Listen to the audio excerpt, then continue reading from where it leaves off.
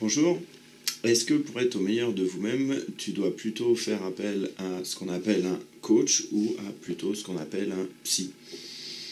La semaine dernière, j'ai été face à des dirigeants d'un club professionnel qui ne savaient pas trop comment se positionner et qui ont joué sur le fait de me mettre en concurrence avec une psy qui travaille avec des jeunes.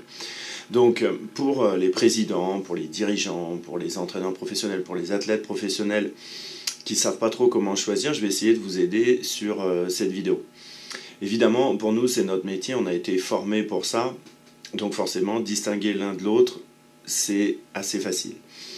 Je vais prendre une image pour savoir vers qui vous devez vous tourner pour obtenir des gains de compétitivité. Un athlète qui est blessé, donc on est vraiment dans la douleur, dans quelque chose qui ne va pas bien. Est-ce que c'est le moment de faire appel à un préparateur physique? A priori, ce n'est pas la meilleure option. Si je suis blessé pour plusieurs semaines, ça va être plutôt le cycle docteur, kiné, éventuellement ostéo.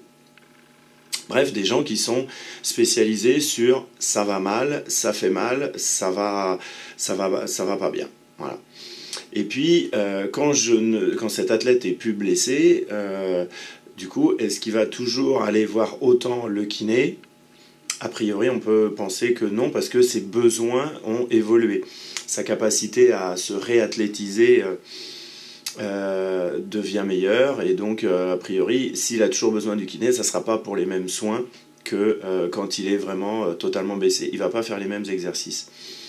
Et ben, en fait, pour obtenir un gain de compétitivité en passant par un travail mental, le mieux, c'est d'être vraiment clair sur cette distinction. Un psy, on est dans le domaine du soin, c'est-à-dire des choses qui vont pas bien, des peurs, des angoisses, éventuellement de la dépression. Donc la base d'un psychothérapeute ou d'un psychologue, c'est le soin. Donc on va soigner quelque chose.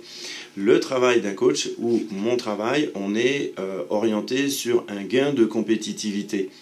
Donc c'est la même chose pour un athlète qui est blessé. Il est blessé, donc comme quelqu'un qui va pas bien mentalement, eh bien, il va s'adresser, c'est plus pertinent, à quelqu'un qui sait soigner, qui sait remettre les choses pour que ce soit moins souffrant.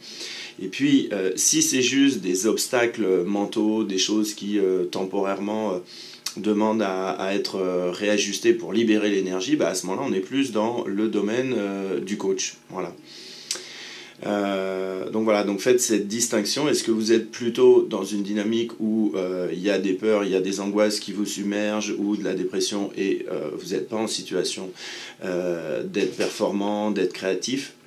Ou alors, il n'y a pas de fond de grosses blessures, il y a juste des blocages, il y a juste des stratégies mentales à changer, des regards sur le potentiel à réévaluer aujourd'hui, ou tout simplement de l'énergie à libérer. Et là, on est plus dans le domaine du coach. Voilà.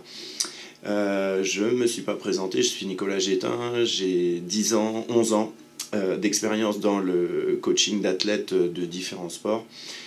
Si vous voulez d'autres informations pour vous aider à être plus performant au quotidien, plus compétitif, ou avoir plus de plaisir dans votre pratique professionnelle, je vous propose de vous abonner en cliquant ci-dessous à ma chaîne YouTube pour recevoir des vidéos.